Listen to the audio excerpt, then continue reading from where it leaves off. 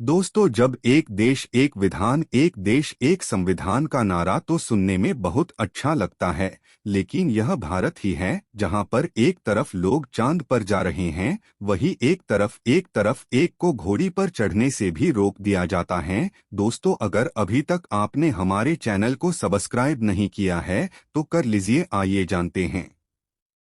यह भारत ही है जहां किसी दूल्हे की बारात पर लोग पत्थर बरसाते हैं।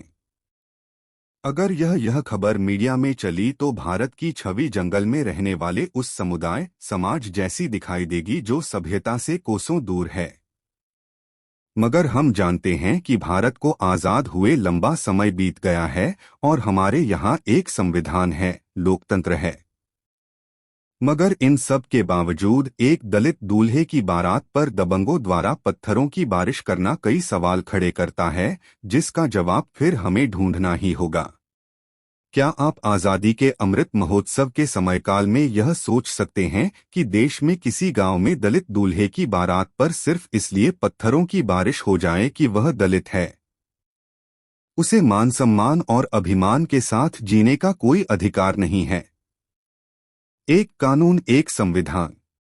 यह सारा देश और दुनिया जानती है कि देश में एक संविधान है, नियम कायदे हैं, पुलिस है, शासन प्रशासन है, मगर इनके बावजूद दलित समाज अपने अधिकारों के लिए आज भी सरकार की तरफ क्यों देख रहा है?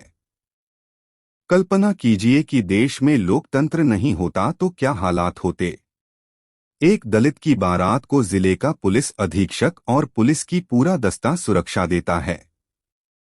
मगर इन सब के बावजूद दबंग बाज नहीं आते और पत्थर चलाने लगते हैं।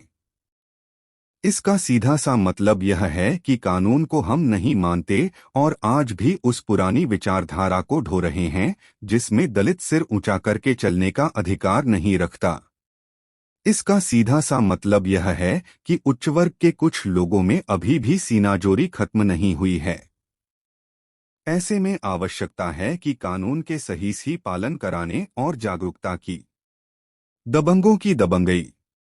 आपको ले चलते हैं देश के हृदय प्रदेश कहे जाने वाले मध्य प्रदेश के छतरपुर में, जहां दलित दूल्हे को घोड़ी पर सवार देख दबंग भड़क गए और कानून से बिना डरे बारात पर पथराव कर दिया।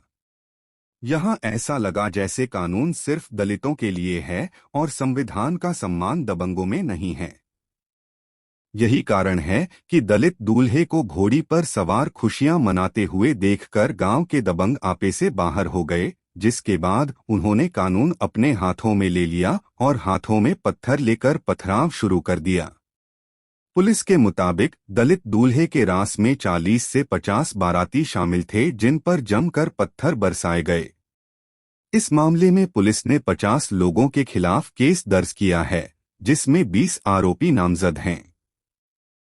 क्या दलित होना अभिशाप है? छतरपुर के बकसवाहा थाना क्षेत्र के चौरई गांव में यह घटना 6 जून 2023 की शाम को घटित हुई। बाद में जब पुलिस को सूचना मिली तो पुलिस अधीक्षक स्वयं पहुंच गए और पुलिस सुरक्षा में बारात शान के साथ निकाली गई। इस दौरान पथराव में 3 पुलिसकर्मी भी घायल हुए हैं। पुलिस की कार्रवाई मंगलवार सुबह तक चलती रही। पुलिस अधीक्षक अमित सांघी स्वयं और एएसपी सहित 2 थानों का बल मौके पर पहुंच गया, मगर इसके बाद भी पथराव नहीं रुका। काफी मशक्कत के बाद हालात पर काबू पाए गए। पुलिस की मौजूदगी में ही बारात को सागर जिले के शाहगढ़ के लिए रवाना करवाया गया। इस संबंध में बड़ा मलहरा डीएसपी के मुताबिक बकसवाहा थाना के चौरई गांव से रितेश अहिरवार की बारात सागर जिले के शाहगढ़ जा रही थी। रितेश पढ़ लिखा है, दिल्ली में कार्यरत है। रस्म के दौरान गांव में घोड़ी पर बैठकर दूल्हे की रास घुमाई जानी थी, जिसका गांव के एक समुदाय ने विरोध किया। यह विरोध बलवा में तब्दील हो गया। बाद में पुलिस की सुरक्षा में रास फिराई गई। इसके बाद देर शाम बारात शाहगढ़ के लिए रवाना हो सकी। अब कार्रवाई होगी। पुलिस ने कथित आरोपियों के खिलाफ रास्ता रोकने, बलवा का प्रयास, पथराव, संपत्ति को नुकसान पहुंचाने, मारपीट, धमकी देने समेत एसएस/एसटी एक्ट की विभिन्न धाराओं के तहत मामला पंजीबद्ध किया गया है। पुलिस द्वारा आरोपियों की तलाश की जा रही है। पुलिस ने स्वयं एफआईआर दर्ज की है। घटना के बाद गांव में माहौल अशांत बना हुआ है।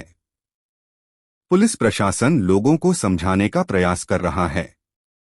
हाई कोर्ट के अधिवक्ता एवं सामाजिक कार्यकर्ता ब्रिजेश शुक्ला कहते हैं, आज के भारत में दलित दूल्हे की बारात पर पत्थरों की बारिश एक शर्मनाक घटना, मगर जिन लोगों ने यह अपराध किया है उन्हें कानून कड़ी सजा देने के लिए सक्षम है।